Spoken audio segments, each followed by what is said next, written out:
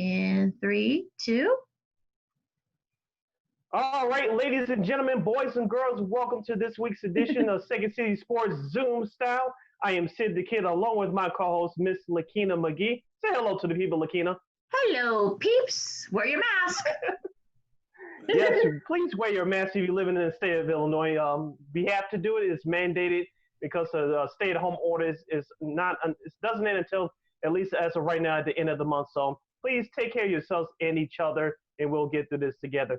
Today, we'd like to bring on this very special guest, a personal friend of mine, quote unquote. She's a friend of the show. She's a friend of this show. She was in studio with us last year. She's the White Sox in-game host, and you can see her on NBC Sports Chicago with the high school lights. Let's please welcome our good friend, Miss Alyssa Bergamini. Hi, Alyssa, and happy birthday, by the way. Thank you so much. I'm starting my 28th birthday off strong with hanging out with you guys. Oh, that's very cool. In for the record, I'm 29, quote unquote, so that's my last offer. So. Perfect. 27 here. 27 here, so. All the same ring. So, of course, it was an honor to have you in our studios last year, Alyssa. You're still doing a lot of big things for the White Sox organization. As I mentioned, you're on NBC Sports Chicago and High School Lights. And you also have your own YouTube channel associated with the Chicago White Sox. A lot's been happening since you last appeared on our show with us last year. So tell us about how those things came about. Yeah, I can't believe that was last year. That was in July, correct? I think that was July. Yes, it was. Yes. So since then, a lot has kind of happened, which is all good stuff. Like you said, with the White Sox, that's when we started the White Sox YouTube channel. So what I essentially am doing is I'm getting to speak with the players and really pull out their personalities in a way that the fans don't usually see. You know, we usually see them just on the field, you know, the pitchers are on the mound. We see their pregame interviews, their postgame interviews, talking more of the X's and O's, the stats. And what I was able to do, and I'm so thankful that the White Sox asked me to do this, is, like I said, kind of bring out their personalities, you know, play some kind of fun trivia games with them. And what I've learned is that a lot of the players they're really funny and they like to show their creative side. I mean, if you think about it, they play, you know, 81 home games, 81 away when we had baseball, and they have so much time together and even so much free time while they're traveling. So I think they all just have like so much, you know, in their minds that it is like, you know, creative thinking. So with that, I was able to have a lot of videos with certain players like Dylan Cease, Zach Collins. We did one with Jason Benetti. So those are really fun. So yeah, that's on YouTube, the White Sox channel. And then also became the host of NBC Sports Chicago on the High School Lights show. And that has been so fun. I had 2 more shows left until the season ended. So we almost completed a full basketball season. But then, of course, you know, everything crumbled. So I was super bummed about that, but crossing my fingers for football in the fall, for high school sports, and for just everyone, NFL. Mm-hmm. We'd like to see anything. So hopefully that'll be back up and running, you know, in August, and we'll get the show on the road with that. And of course, White Sox in-game host, but right now, just hosting from my room, doing not much. That's the same with us. Getting back to the White Sox, the YouTube channel, who has been some of your favorite people to talk to so far? I think the ones that maybe are not in the spotlight as much, Aaron Bummer is actually great. He is, I mean, they're all so nice. There hasn't been anyone that hasn't been down to do this. I'm essentially like asking them to do something with, you know, not giving them any preface before. I'm like, okay, start them, sit them, send them. Pizza, tacos, whatever, candy. And they just go along with it, and they strategically think about everything, which is also something I love. They don't just like pick it really fast. They're like, okay, so I know Chicago fans are going to get mad, but I don't really love pizza. So I'm going to put that second. I'm going to sit them. So it's really great how they're so open and they're so honest. Aaron Bummer, like I said, I did one at Sox Fest with Eloy. He was really funny. That one hasn't been out yet, so I'm looking forward to that. Tim Anderson was, of course, great. He loves throwing in his own little phrases and slangs. And I love it. He was like, "Oh, I'm going to sit that one on ice." I'm like, I like that phrase. And I just sit it on ice. Who else? Of course, Dylan Cease. He took like 5 seconds to answer each one because he was really, you could tell like he has a pitcher's mind. He was just strategically thinking about all the answers. Who else have I done? There's been so many that I should go back and watch them all. I loved Yomer Sanchez. He was my very first one, and he was such a great one to kick it off with because he has such a great personality. He came in riding on a scooter, and he was really, he was like kind of messing with me, which was great. He was like, "That's Yomer for you." Yeah. So they've all been so fun, and I can't wait to get back into the swing of things with that. And I know there are a few that haven't been out yet, so looking forward to seeing those too. All right, Al. So I've seen some of the videos. I love those videos that you've been posting because again, it's something because there's no baseball right now, but I think I just feel like what the mindset is of some of these players, especially for the White Sox, because a lot of us were expecting that the White Sox could very well be right there, maybe perhaps even lead the AL Central right now. What do you think the mindset is for those players, the fact that they're not playing at the moment? I think they're just as annoyed as the rest of us. I know, the ones I follow on social media, you could see that they are still working out hard. James McCann, he just did an interview. It was with NBC Sports Chicago. He lives close by Ben Zobrist in Arizona. So, like, they've been working together. I think Ben has batting cages or something fancy that he's been using. So, I haven't been really able to talk to the players and ask anyone, but you can just tell the sense that they're not used to this either. No one is used to this. I think if anyone then, like, this is probably the longest they've ever gone without doing anything, especially growing up playing Little League games and, then going to high school, then college, maybe skipping college, going right to the pros. So they are just as anxious. I know some are against, playing in certain areas without their families and, playing at their home stadium and then no fans. So there's so many different layers to everything. And every day I feel like there's a new article that comes out about what is going to happen. And I kind of have been taking everything with a grain of salt because the next day it's something new. So I don't get my hopes up. And I would be happy with really any baseball, but I selfishly would be mad if the baseball started and then White Sox was doing great and no fans were able to see it. Like that's torture. That is torture to me. Yeah. There's like good and a bad part to that. Well, I couldn't agree with you. Yeah, go ahead. Go ahead, Lakeena. No, you go ahead. I just wanted to get back to your interaction with the players, Alyssa. Sox Fest this year, unfortunately, I couldn't make it, but I saw some of your stuff on social media, and then I watched it on television before the situation that we're under right now. You could tell that the energy from the fans and the expectations were at an all-time high. I can't remember this much excitement for the White Sox ever since the 2006 following the 05 championship season. You were there right in the middle of it. Tell us what was the atmosphere like at the new McCormick Place back in January? Yeah, I first off, I loved that they changed it up and had it at McCormick Place. Like you said, you could tell there was a different energy.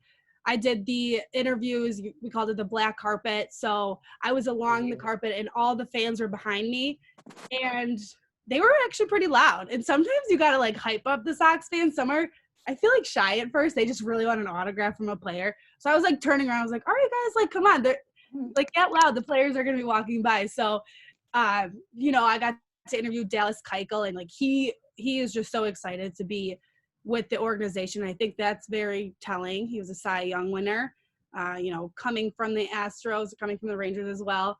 So I think he kind of kicked it off. And then even with, Jose Abreu, who is a little bit more on the shy end, and he was really bringing out his personality. I love Andrew Vaughn. I asked him, I'm like, what, tell me about your outfit. And he was like, oh, this is just from college. I He's like, I just threw this on. Like, he just is ready to play baseball. He's ready to be brought up. Nick Madrigal. So all of them were so great, and they were just so excited to be there, to be alongside one another, to interact with the fans. And I liked it too because it was 2 days. So everyone just soaked in the 2 days opposed to the 3. Usually that Sunday day lags a little bit. So, who would have ever thought that would be like the last big White Sox event per se, gearing up for the 2020 season. Everything was so hyped up and everyone is on a high. And now we kind of just are on pause waiting for that. But I know that when everything will get back, it'll be bigger and better than before. We'll still be excited. Well, hopefully things will get back to normal soon. Exactly. Now, I'm new to Instagram, so I started back in September, and one of the first people I followed was you. You are very entertaining on Instagram, seriously. And I know you like to take some road trips here and there. And there's one in particular I like to talk about. You were at Philadelphia watching the Chicago Bears. I believe it was after the game you were singing karaoke. Tell us something about that. It was very funny. That was my sister in Philadelphia. Okay. So, yeah, that is not one of my talents. I can't sing. She can sing, even though like she's quiet about it. She can definitely sing. So that was we went to the Philadelphia game against the Bears, and everyone was like, "Don't wear your Bears gear there. Like Philly fans will eat you alive." Of course, we're wearing our Bears gear. Why would I not? So we exactly. Yeah, we weren't really obnoxiously decked out. We just had like a Bears like beanie on and like navy apparel and jeans. Right. And the amount of people that came up to me and my sister, their insults aren't really good, so it was almost funny. They'd be like, "So why are you here?" And we're like, "I don't know, to watch the Bears." They just don't have good insults, and it was really fun. I actually liked the city. I don't think I'd ever want to live there, but I loved how they have the baseball stadium is right next to the hockey stadium, Wells Fargo. Then it's, it's like the triangle right next to the football stadium. So yeah, my sister works for United. She works in social media. So that's kind of what we do is we go to different sporting events in different cities, whatever it may be. And it just worked for that weekend. But yes, that was her singing karaoke after we were out all day. And trust me, I cannot sing either, even though I try in the shower, but that's a whole nother issue. So yeah, we'll leave that I there. don't even attempt that really. You're right. No professionals. No, say listen, don't worry, I'm not a good singer either. I'm just gonna put that out there right now. But well, that makes 3 of us then. Yeah, see, we're all relatable here. See, we got a lot in common. Yeah. I want to talk about your the high school, because CN 100, you do a little, you do Sunday reporting for them as well. And I saw you on NBC Sports Chicago doing their preps weekend shows before, unfortunately, those shows ended. Yep. And I gotta say, my Bogan Bengals were right there in Class 3A, and we probably would have made another trip downstate. I mean, we'll never know, unfortunately. Yeah. But wait, what school? Bogan. Oh, okay. Yeah. So unfortunately, we'll never know there. But tell everyone what's that like? Going to these different high school gyms and covering these games, and also on the football side too, going to the stadiums too. Right. I never thought I'd be covering high school athletics, and I've learned that I actually love it. I love going to the different gymnasiums. I think it's helped that I grew up, loving my high school. I went to Marist, so I grew up going to different high schools when I, was on the cheerleading squad, cheering on the football team, cheering on the basketball team. So when I go back to some of these schools, I'm like, oh my God, I remember vividly being here. And it's so different now. I have a total different perspective because I'm there for a professional reason. But I have loved covering high school athletics. The students are amazing to interview because they will give you such a raw and original answer, since professionals have media training, so you get really good answers, and I have really good conversations with them. So started out covering football in August, did that whole season, went right into basketball, and I always think I love one sport more than the other. And then I get into that season. I'm like, wait, no, I like basketball better than football better than basketball. So I just learned I kind of love it all. Even if I've covered games like water polo, I've done lacrosse. So I'm always, learning something new at every game I'm at, no matter what team it is, if they're, in 8A or in 3A. I always give it 100%. And I am excited, hopefully, for this upcoming season because I feel like I really know the schools now, and I've learned to know a lot of the coaches. And I feel for the seniors that didn't get to finish their school year or their season. So something that I pitched to NBC Sports that we've been doing on Twitter is highlighting one senior per day that didn't get to finish out their spring sport. So whether it is soccer or water polo, lacrosse, baseball didn't, they work all winter, they train for it, and then they just had nothing. So that's kind of what I've been doing, talking to a lot of coaches and athletes, and they are so grateful and so thankful for it. So that's something else if you guys want to check out. It's on the Twitter of NBC Sports Preps, and we're just going to continue doing that until, I guess, the end of the school year, which would be essentially June. All right, you're listening to Second City Sports Zoom style. Our special guest this week is Mrs. Alyssa Bergamini of NBC Sports Chicago and in-game host of the Chicago White Sox. Alyssa, ever since the country's been in quarantine of these last couple months, have you been watching any old White Sox games? I know NBC Sports Chicago has been doing that the last few weeks. Any TV shows you've been watching? What have you been watching over these last few weeks? So, of course, I've been watching all of the classics, all the, Chicago sports classics. I love that NBC Sports was, re-airing all those games. Some of the games I was too little to really appreciate or to remember. I'm especially, of course, loving The Last Dance. I was born in 92, so all that's a blur. It's not like I really recall all of it. So I love watching that, seeing, I think it's just so cool that we are from Chicago and the whole, country is watching it and everyone gets to see how great our city is. I worked an event with Scottie Pippen in February, so I was able to meet him and talk to him a little bit. And I love watching him because I feel like I kind of know him, even though I only met him once. So I am appreciating that. So of course, watching as much as I can with, sports and sports highlights from what we used to have. And I also never watched The Office before, and I started that. And I do like it. I'm not done with it, but it is definitely one of those shows you can kind of tune in and tune out because you can focus, and then you could also text. You can also move around. So watching The Office, I don't know, so many different movies. I feel like it's been so long, I don't even remember what I watched. Just anything and everything. Little Fires Everywhere. I really liked that. That's on Hulu. Oh, okay. Yeah, I know what you're talking about. Yeah, with Kerry Washington. Yeah, I don't. Yeah, I'm kind of over watching TV though. I'm like, I'm done. We need to get back to work, people.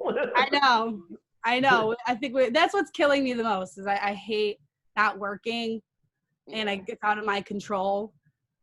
So I'm just doing, the best I can, making something out of nothing and trying to be as creative as I can. But I think everyone is in the same boat, especially if you work in the sports industry. You're trying to use all your resources, and it's great that we can do things like this, Thank God we can have technology and you can talk to people wherever, whenever. So just, taking it a day at a time, but really itching to get back. Yeah, I think that's how we're all feeling like that at this point in time. Yeah. I mean, it's been so long. Okay, where's sports? I need to sports. Yesterday it hit 50 days. Yeah. So, oh gosh. Ugh. No, I mean, I think everybody's getting restless at this point. I mean, you think of people with their kids and with their spouses or or what have you. They all are trying not to kill each other. It's just we're at the point where, oh God, right, try not to tell. But yes. Speaking of what you were talking about earlier, Alyssa, the Bob Nightingale actually reported something a couple of days ago that if baseball does come back, and we hope that it does, they're gonna have like different divisions, like 10 teams for 3 divisions, and the White Sox and Cubs would be the same division. The Yankees and Angels would be in the same division.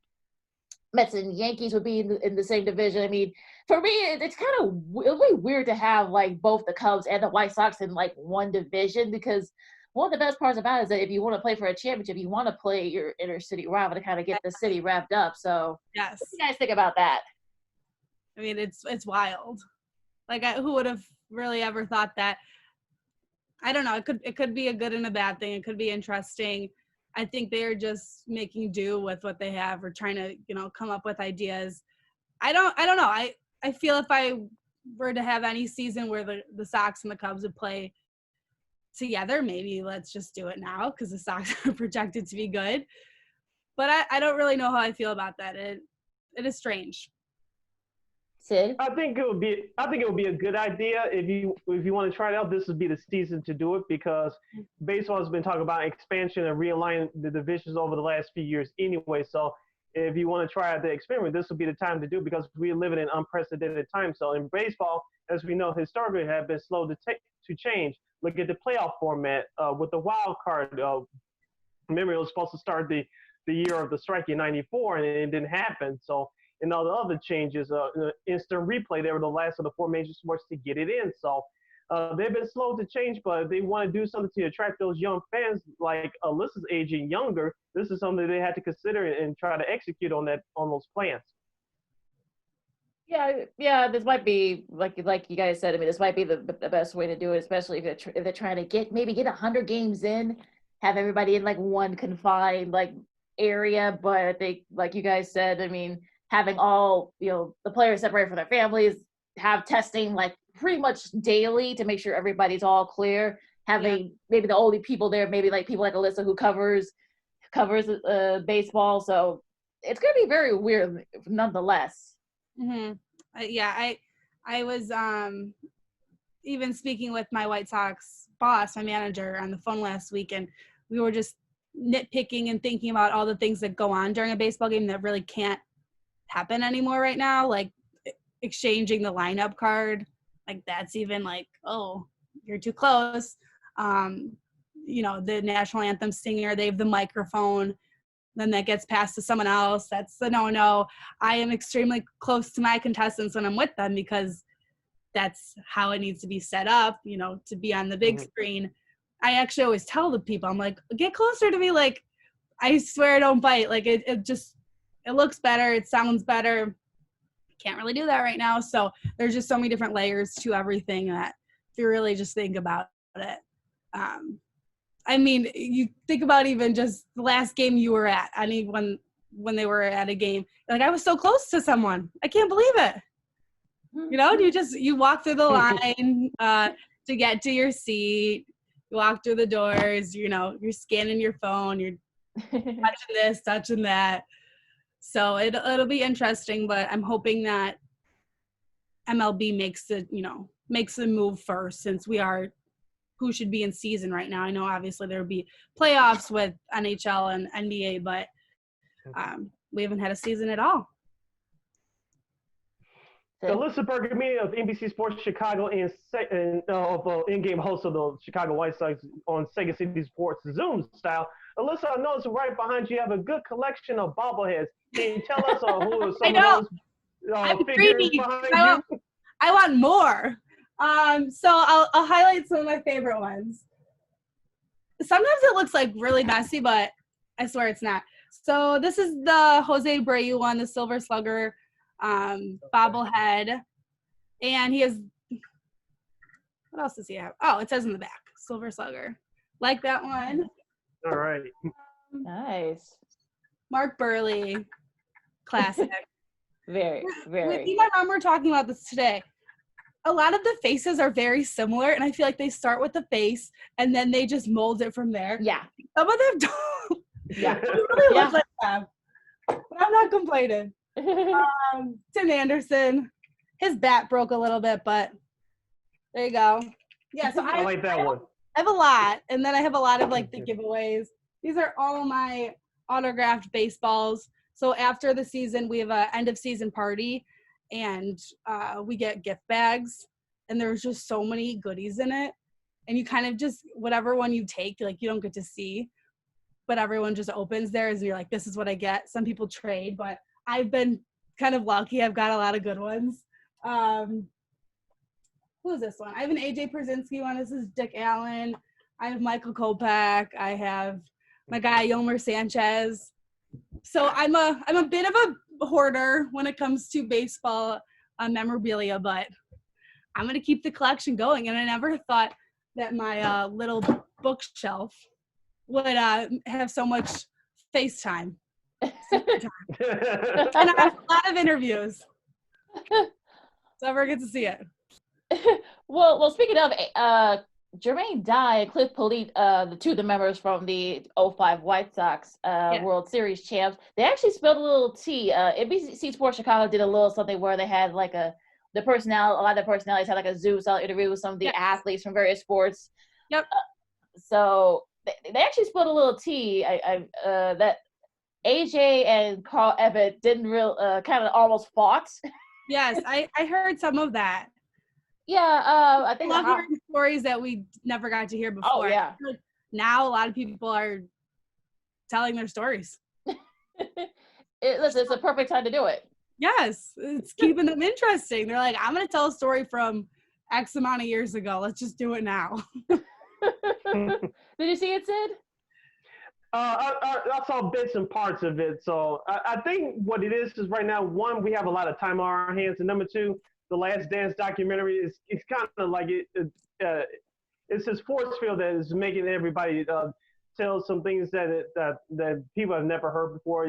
You're digging into some information that no one else has heard before. So I kind of feel that whole vibe is going on. It's actually great.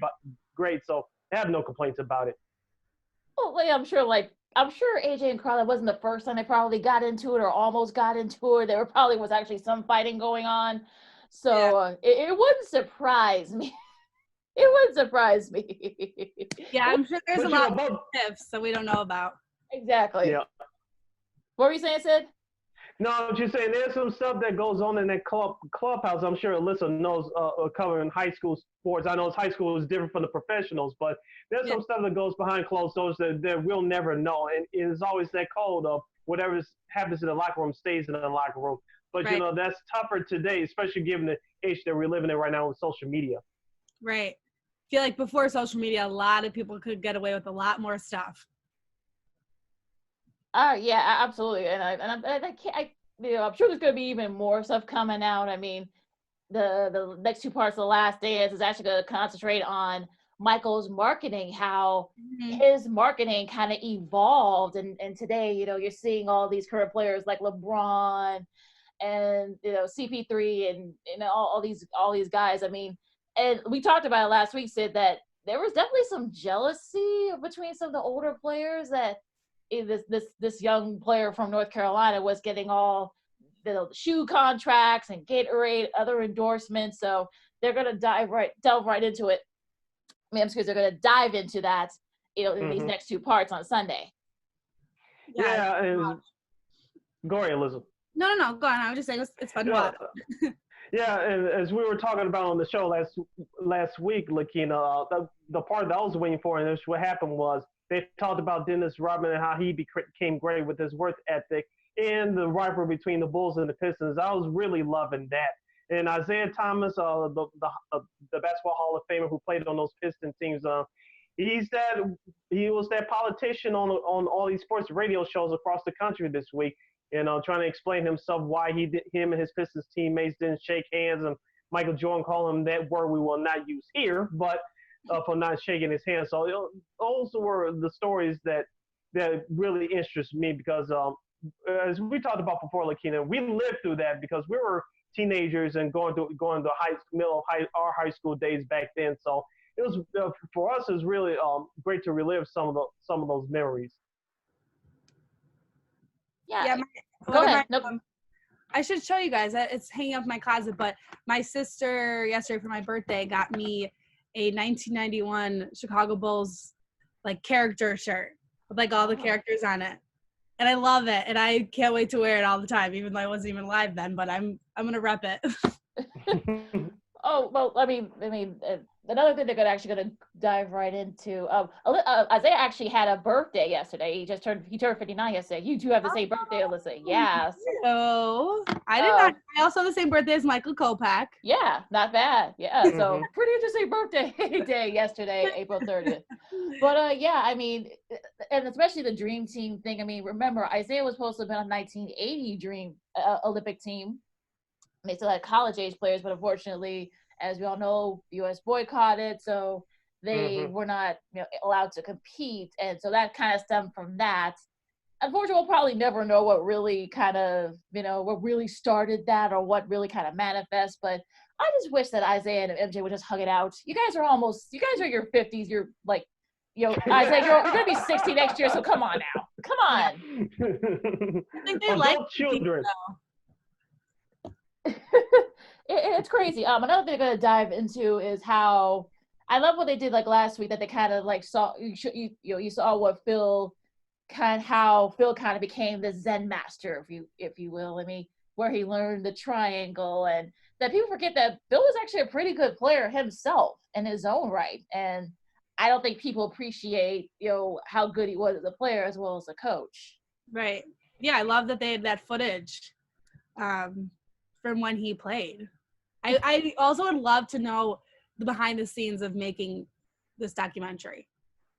Like I want to know like really I guess how long it took. I know that they started this like so long ago and they had the rights, or it was their last season, and Michael Jordan let them in to their season to get the footage. But I'd love to, I think coming from like a production perspective, that's what I'm thinking. I'm like, I love watching it and being like, oh my God, how did they get that footage? It's so perfect. Everything just matches the video to the script. Yeah, I couldn't agree with you more, Alyssa. I've been enjoying this as well. And also the music behind it as well, and all the old school hip hop songs, Yes. because especially for the younger generation, rap was a brand new art form. It was making its way into the mainstream back then. In the late 80s, of course, it turned to full mainstream in the 90s. So I mentioned artists like Kool Moe Dee, which is one of my favorite rappers of all time, and LL Cool J and Rakim and the Beastie Boys. The soundtrack of those songs just fit the perfect time of when the Bulls were coming up back then during that time. Also, getting back to Phil Jackson, I knew some of his background, but I knew that he coached in the CBA before he came here to Chicago as an assistant, then originally as a head coach. But I didn't know he was coaching in Puerto Rico. I know you coaching outside the United States, but some of those games that he was coaching in hostile territory, one of the referees got shot for making a bad call. He still had to coach. Man, it'll take some huge, to go through stuff like that just to do your job. Right. I mean, that would never. I mean, that would never happen here. Right. It happens in soccer a lot, unfortunately. It happened in soccer a lot back in the day too, especially in those countries there. Like remember Venezuela during the World Cup, '94 World Cup. A guy had an old goal for Venezuela, and unfortunately, he ended up losing his life because of it. He was killed not too long after they got back. So unfortunately, I didn't know that either, that he coached Puerto Rico and that a referee was got shot because of what they thought was a bad call. So it's crazy how people take sports. I mean, sometimes you can take sports seriously, but there is such thing as taking it too seriously. So yeah, it's just crazy. A game at the end of the day.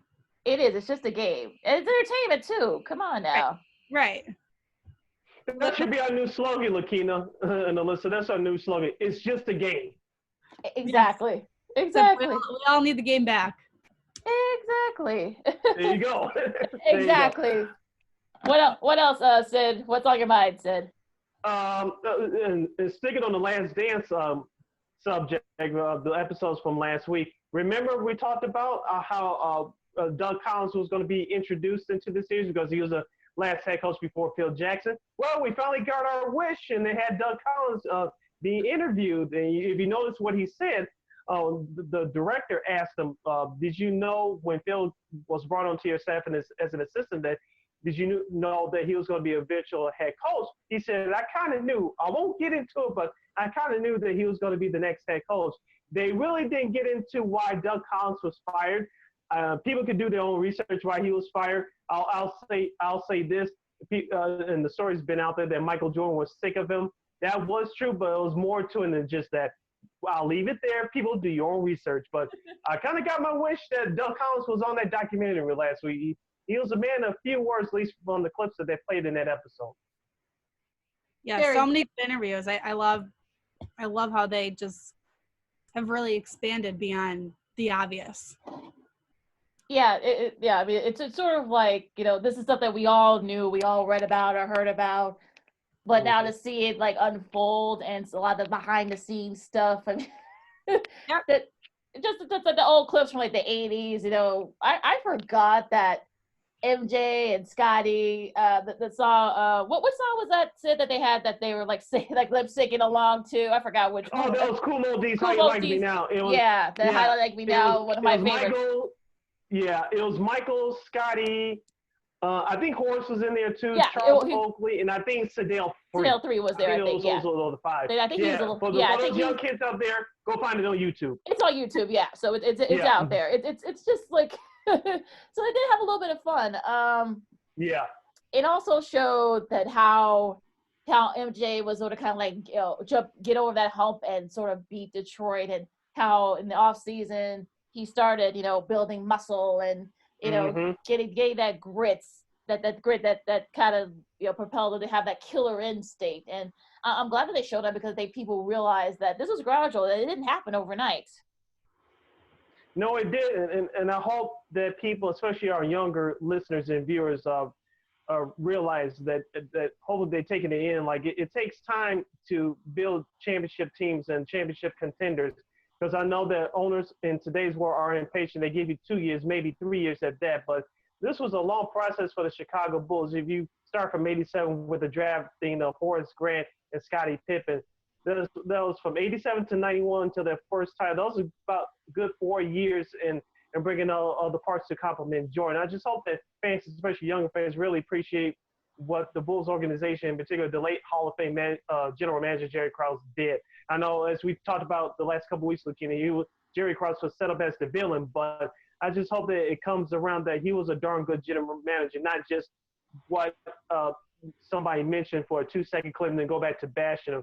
Yes, as fans, were we upset, including yours truly? Yes, but at the end of the day, we had to give the person their flowers and pay them their ultimate respect. Yeah, I know. I do feel bad that they were making Jerry a villain, but if you look at the big picture, he's really not. I mean, I don't think we agree with all of his actions, but sometimes you got to have someone like that. It's really unfortunate that he's no longer with us to kind of, not necessarily defend himself, but sort of like show that, hey, listen, I wasn't this horrible, horrible guy that everybody is paying me out to be. And I think people from Chicago, even if, if you were too young to remember, I think you realize that, okay, you know what? Okay, both could be true. Like I said last week, said that both could be true. I mean, was he maybe a big jerk? Yeah. But was he a great general manager and executive? Yeah. I mean, both things can be true. Yeah, and especially in people in positions like that, they have very complex personalities. And in the case of Jerry Krause, he went on about his business a different way than most people around his circle. If you remember the first episode, and Jerry Reinsdorf, the Bulls owner, he was asked how did he get Jerry Krause. He said he was recommended by someone. Jerry Krause asked him about the job, and Reinsdorf asked the people around the league, and the people around him told him, don't hire Krause because he alienates people. He has a different way of doing business. And Reinsdorf said, I'm not looking to hire a person for a popularity contest. I'm going to hire a person to do the job. And Jerry Krause did do his job. Yeah. Yeah, exactly. If nothing else. Where do you want to go to next, Sid? I will keep it on the theme of the last dance just for this last question for Alyssa. Andrew Shaw of the Chicago Blackhawks read recently said that it'll be interesting to have a Last Dance type documentary done on the 2015 Chicago Blackhawks, the last team to win the Stanley Cup. Two-part question for you, Alyssa. Would you like to see that happen for the Blackhawks? And would you like to see that digging deep since the 50-year anniversary of the White Sox World Series? Yeah, I think definitely the Blackhawks. I mean, they, had those 3 Stanley Cup championships starting in 2010. That would be so awesome to see. I know Joe Quenneville, he was on NBC Sports Chicago, and they had the 4-hour telethon show, and he was even digging deeper into, those 3 Stanley Cups that he won, and even, spilling some tea, as we're talking about, on certain things that happened during that season or those 3 seasons, and really, if, sometimes he was saying, like, I don't know if, this team is going to mesh together well and what's going to happen. Sorry, I think I just got a delivery. Oh. I'm on Zoom call right now. What? This is live Zoom, folks. Live Zoom, folks. Yep. Entertainment at its best. Yep. You gotta love it. My sister is actually really good about that. If I'm like, oh, I'm going to be on a Zoom call, she's really good about it. But someone just sent me flowers for my birthday, so I think that's what she was telling me. Oh my gosh. She works from home. I never bother her. Maybe I do, but anyways, back to what you were asking me. I'd love to see a Blackhawks one, and of course, I'd love to see a White Sox one as well. Maybe the White Sox one, not yet. I'd love to, hopefully win one in this new decade, but that'd be great. I don't think anything's going to beat this Bulls one that we have right now, but they could try. And it's great if they were to highlight Chicago again. Why not? Why not? I would love to find out. Like, we saw a little bit of it when the Blackhawks were doing like those type of like mini shows in between games where they showed them on the road and stuff like that. So we got a little bit there, but to kind of like really dive deeper. And I like the fact that Coach Q didn't have like any animosity towards what happened a couple of years ago. He seems to be a very stand-up guy, and he's doing pretty well down in Florida. So I'm glad that he's very classy, a class act. Coach Q is, so yes, I'm happy for that. Listen, the White Sox, I would love to see that 05 White Sox. I love Ozzie Guillen, and I think he would be so entertaining to watch himself. You couldn't understand him outside the foul language, right? You need that. You gotta leave the foul language. I mean,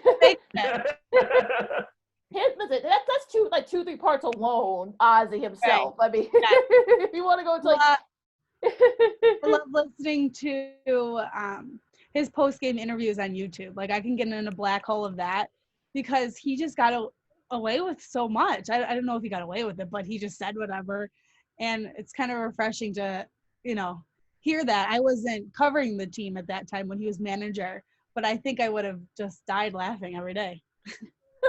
His quotes alone would have like set a storm on social media. If social media was more prevalent now than it was then, I mean, Ozzy would have been like a social media sensation. And I feel the same way when it comes to Dennis Rodman, because we all heard the story. I mean, I heard Carmen Electra on Walla and Sylvie yesterday. She was sharing a story of when Jordan actually had to go to Vegas and get Rodman because he was running late.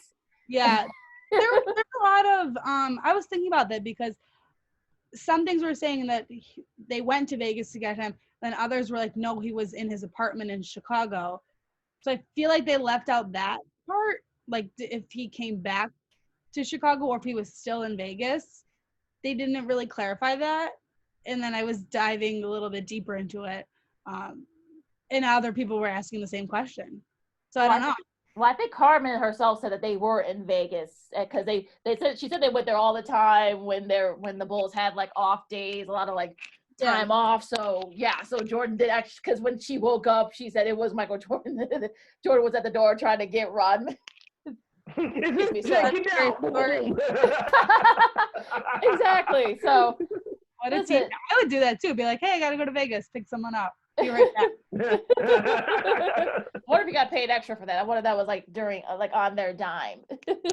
I don't know. That's a great question. I wonder what that bill was like.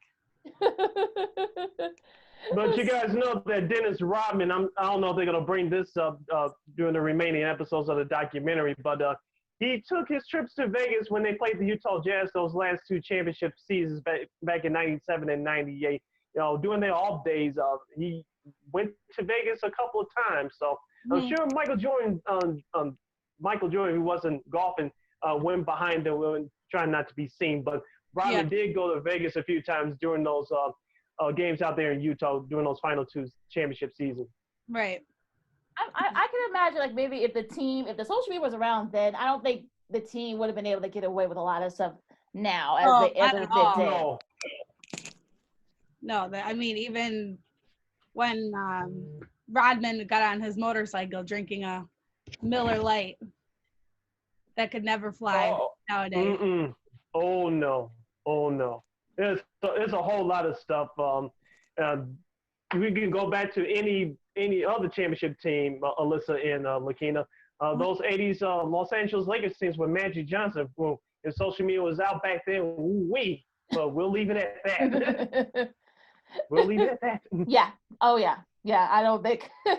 Listen, the Magic will be the first to tell you that. Oh no, all those former players. I mean, I think Kevin McHale even said it with those Boston teams. Like, no, there's no way they could have handled all of this. They couldn't have. That's why they say that thank God it wasn't around then. Right. Yeah. You're listening to Second City Sports Zoom style. Joining us this week is Alyssa Bergamini, in-game host of the Chicago White Sox and of NBC Sports Chicago's High School Lights.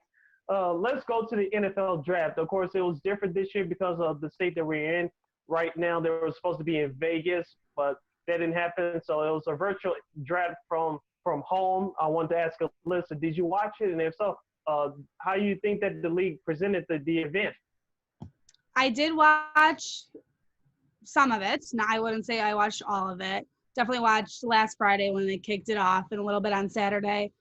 I think they did the best that they could. It was nice to see. I mean, usually the players are with their families anyways at home, so that part really wasn't weird.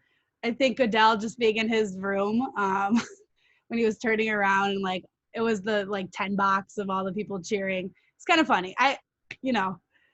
It's one of those things that we'll look back on in a few years, hopefully, and be like, I cannot believe that they did the NFL draft like that. But also, I think we're learning that we could do a lot, a lot of things different, even just doing something like that, all virtual technology, doing it online. It still worked. It still got the job done.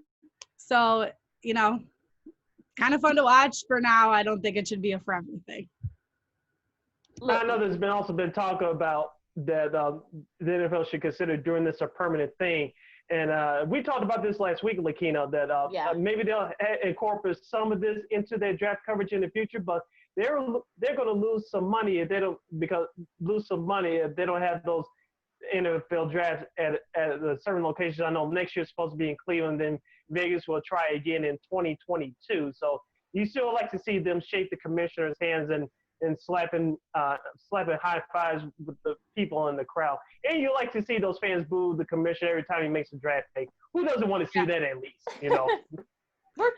The virtual zoo, the virtual booing, he tried. It's not the same. Yeah, it just wasn't the same. Exactly. And I'm sure even he knows it. But I'm still jealous of Cliff Kingsbury's setup on his bachelor pad. I mean, I'm still flabbergasted about that. But Anthony Lynn, who was the coach of the Los Angeles Chargers, said that, listen, he loved it, and I'm sure other coaches said that they loved it. So, I mean, I don't know. I mean, maybe they'll do alternate. Maybe they'll do maybe some will do their Zoom sort of thing, or maybe they'll do the players live like we're used to seeing. So it'll be interesting to see what they do with this, because a lot of coaches and GMs liked it.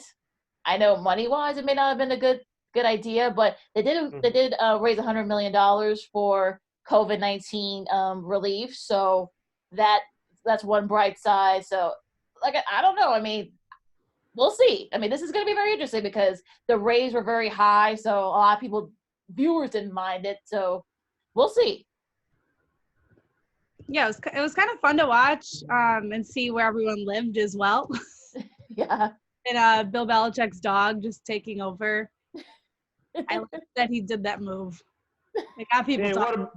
and what about Dallas Cowboys owner Jerry Jones showing off his good stuff? It's a nice job making money in that oil business before you bought the Cowboys back in '89. Showing off your goodies. The yacht, that yacht, super yacht. That's what they call it. Oh, wow. The A super yacht. Wow. Yeah, super. That's what they call those, a super yacht.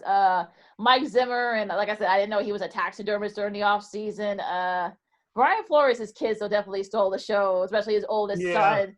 Doing high fives. So it was cute. It was adorable seeing all the kids, cheering on their dad's picks and stuff like that. That was really cool. Listen, I mean, John Harbaugh and his GM, they actually live like right across from each other. So there was a little moment between the two of them. Yeah. Who would have thought? Who would have, that's something that we wouldn't have known otherwise. Exactly. Anything else on your mind, Sid? One more question before we call it a day. Alyssa, I'll start with you. There's talk about now college football may not start on time, and if it does, do you bring back the students on campus? And if you do you start college football on time? And how many fans do you bring into the stadium? Because as of right now, and we gave this example last week, Lakeena, that the big house for the University of Michigan, you're not going to have 110,000 people in right now. You're just not. So I want to ask Alyssa, do you think that college football will start on time? And if so, do you think there will be so many fans in the stands, or do you think they'll work the fans in slowly? I'm trying to put myself in the scenario. If I was still at University of Iowa and there was a football game that was going to happen in the fall, I don't know if I would go into the game. Granted, I worked a lot of the game, so I would still buy a lot of people, but I wasn't in the the close stands. Mm-hmm. I don't know. Like I wish I knew. I change my mind every day because sometimes I'm like absolutely no fans, and then sometimes I'm like, let's just let's have an X amount of fans, start with that. But I don't know really how you can narrow it down and be like, we're only going to have these amount of people in the stadium. Everyone still needs to make money and make revenue somehow. So I do think that soon they'll come up with some type of a plan, whether it is allowing only a certain amount of fans in the stadium or, even having games at all. I really hope that that's not what it comes down to. I'd rather have games and I guess no fans, but also there's pros and cons to everything.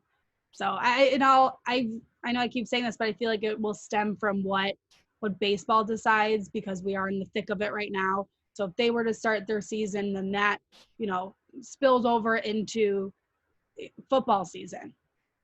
So we'll see. Yeah, Kinnick Stadium, how much is the capacity? Like 80,000, 75, 80,000 people over at Kinnick Stadium? So many people, and not even just that, everyone tailgates. Yeah. And you're really close. We forget about that. Yeah, I was thinking, forget about the tailgating. Right. Yeah. I don't even know if some colleges are, going to go back to school. It seems like a lot are going to be online.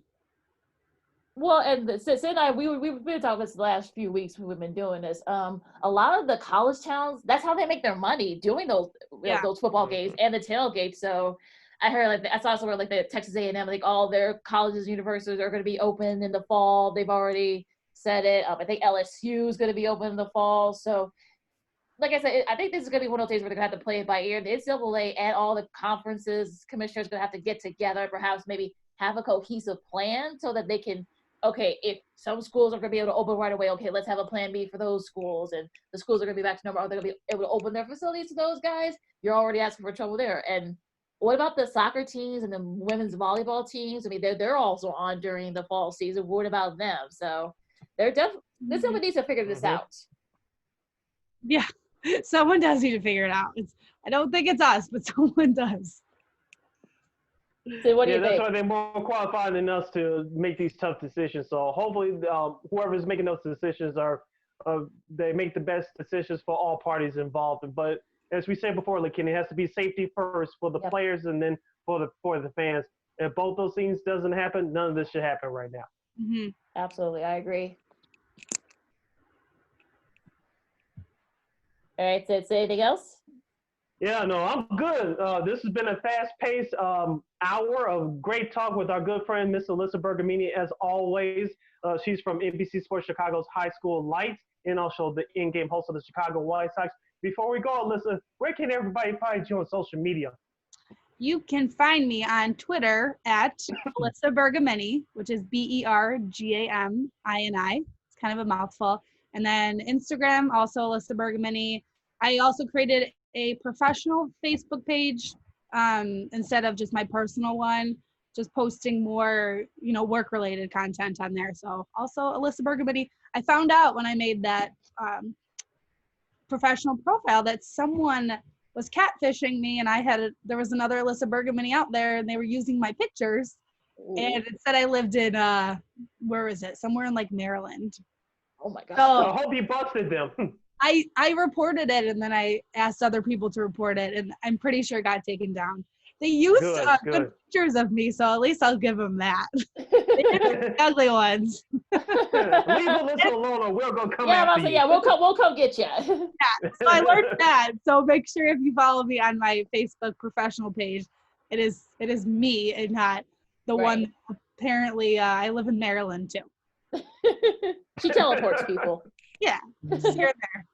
You can follow me at Keena McGee on Twitter and Keena_McGee on the Insta. I'm gonna try to be more active on Instagram because there really been nothing to do for me to post. So unless you want me to see me in my in my house all the time, which will get pretty bored. So follow me on Twitter, follow me on Instagram.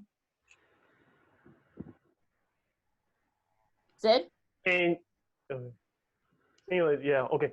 You can follow me on Twitter and Instagram at SidKid80. Once again, it's at SIDKID80. Once again, it's at SIDKID80, both on Twitter and Instagram. Alyssa, thank you very much for joining us. Thank you, Alyssa. Yeah, we got to do this again. So great to see you guys. Nice to see some new faces.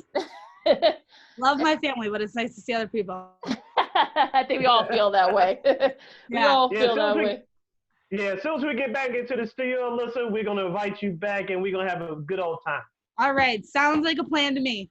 All right. Thanks, Alyssa. All right. Thanks. Bye, guys. Bye. Bye. All right. And as for us, we're going to be right back in a few minutes. We're actually going to have Spiro Ditas joining us from CBS Sports and Turner at 1:30 to talk about the NBA and how it's affecting them, and also college football and also the NFL, too. We'll try to pick his brain, too. So, Second City Sports Zoom. We'll see you in a few minutes.